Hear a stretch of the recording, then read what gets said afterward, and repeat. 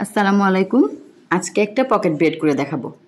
তো এর জন্য আগে আমি একটা সালাদ তৈরি করে নিই। এখানে 2 টেবিল চামচ উঁচু করে মেয়োনিজ, হাফ চা চামচ চিলি ফ্লেক্স, হাফ চা চামচ গোলমরিচের গুঁড়া, 1 চা চামচ চিনি, সামান্য লবণ, একটা লেবুর 4 ভাগের 1 ভাগ লেবুর রস আর উঁচু করে 1 টেবিল চামচ টমেটো সস দিয়ে খুব ভালো করে চামচ দিয়ে সব উপকরণগুলো একসাথে মিশিয়ে নিতে হবে। তার মধ্যে এখানে আমি লম্বা করে চিকন চিকন করে শসা, গাজর, টমেটো, পেঁয়াজ কেটে নিয়েছি।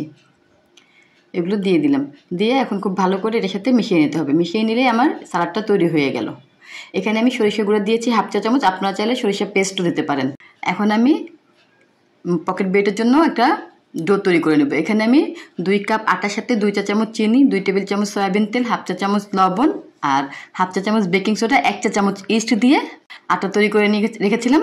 সেটাকে আমি 1 ঘন্টার জন্য ঢেকে রেখেছি। 1 ঘন্টা পরে এটা ফুলে ডাবল হয়ে গিয়েছে। সেখান থেকে আমি ছোট ছোট করে লেচি কেটে নিয়েছি আর এর মধ্যে একটু রুটির মতো করে সামান্য তেল আর কর্নফ্লাওয়ার গুলিয়ে রেখেছিলাম, সেটা রুটির মধ্যে দিয়ে মুখটাকে বন্ধ করে দেব। বন্ধ করে সবগুলা রুটির মধ্যে ভাবে করে দিয়ে মুখ বন্ধ করে আমি প্রায় 10 মিনিটের জন্য এগুলোকে আবার রেখে দেব।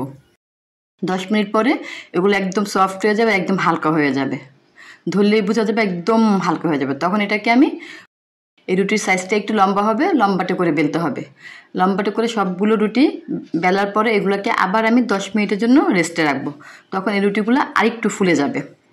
10 মিনিট পরে আমি চুলাতে একটা ফ্রাই প্যান দিয়ে দেবো। ফ্রাই প্যানটা গরম হয়ে গেলে সেই রেস্টে রাখা রুটিগুলো একটা একটা করে আমি ভেজে নেব। রুটি দেওয়ার পরে যখন উপরটা সামান্য একটু ফুল উঠবে একটু একটু করে, তখন আমি একটা সাইড উল্টাবো। উল্টানোর পরে সামান্য একটু কাপড় দিয়ে সাইড দিয়ে একটু চেপে চেপে দিলে এটা এরকম সুন্দর ফুলে উঠবে একেবারে। যখন এরকম ফুলে উঠবে তখন রুটি নামিয়ে ফেলতে হবে। এভাবে করে আমি সবগুলো রুটি ভেজে নিয়েছি। বলেছিলাম পকেট ব্রেড, তাই এটার পকেটটা কীরকম হয় সেটাই দেখাচ্ছি। রুটিটাকে মাঝখান দিয়ে কেটে নিব। কেটে নেওয়ার পরে এই দেখেন একটা পকেটের মতো তৈরি হয়ে গিয়েছে। হলো তো পকেট ব্রেড।